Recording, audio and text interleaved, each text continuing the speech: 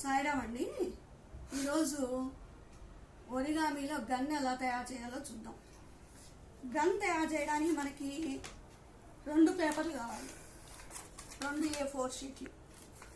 అయితే ఈ రెండింటిని రోల్ చేస్తాం. రోల్ చేసేటప్పుడు ఒకదాన్నేమో అడ్డంగా రోల్ చేస్తాము, ఒకదాన్నేమో నిలువుగా రోల్ చేస్తాం. ఫస్ట్ ఒకదాన్ని అడ్డంగా రోల్ చేస్తున్నాను.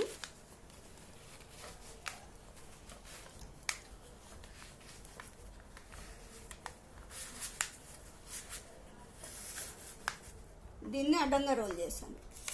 దీన్ని పక్కన పెట్టేసి దీన్ని నిలువుగా రోల్ చేస్తున్నాను.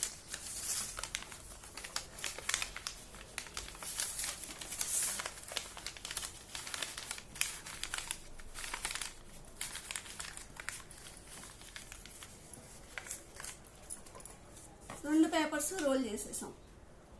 అడ్డంగా రోల్ చేస్తుందేమో పొట్టిగా వస్తుంది, నిలువుగా రోల్ చేస్తుందేమో పొడవుగా వస్తుంది. ఈ రెండింటిని ఇలా మధ్యలోకి ఫోల్డ్ చేయాలి. దీన్ని ఫోల్డ్ చేయాలి, దీన్ని కూడా ఫోల్డ్ చేయాలి. అయితే ఫోల్డ్ చేసేటప్పుడు ఒకటి గమనించండి, మీరు ఇలా లాస్ట్ ఎడ్జ్ ఏదైతే ఉందో అది లోపలికి వెళ్ళేటట్టుగా చూసుకోండి. దీనికి అంతే, దీనికి కూడా అంతే, ఎడ్జి లోపలికి. ఇప్పుడు ఈ పొడవుగా ఉన్నదాన్ని దీని కింద నుంచి ఇలా తీసుకురండి. రెండు సమానంగా వచ్చాయి. సమానంగా వచ్చినప్పుడు ఆ తర్వాత ఇటుపక్క ఉన్నదాన్ని అటుపక్కకు ఫోల్డ్ చేయాలి. దీని మీద నుంచి ఫోల్డ్ చేసి చూసుకోండి. అలాగే ఇటుపక్క బయట వైపు ఉన్నదాన్ని మళ్ళీ లోపల వైపుకి ఇలా ఫోల్డ్ చేసి ఉంచుకోవాలి. మళ్ళీ తీసేసాను అంటే మనకి మడత రావడం కోసమే ఇది. యాక్చువల్ ఫోల్డింగ్ అది కాదు. దీనికి యాక్చువల్ ఫోల్డింగ్ ఏంటంటే దీన్ని ఎడ్జ్ పట్టుకోవాలి, ఈ రెండిటి మధ్యలో గ్యాప్ తీసుకోవాలి. ఇలా గ్యాప్ తీసుకొని దీంట్లోంచి ఇలా ఇన్సర్ట్ చేయాలి, దూర్చాలి.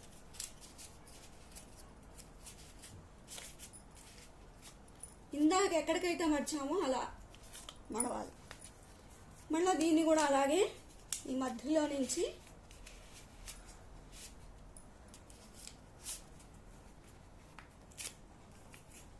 రెండు ఈవెన్గా వచ్చినాయి కదా, ఇప్పుడు ప్రెస్ చేసేయాలి.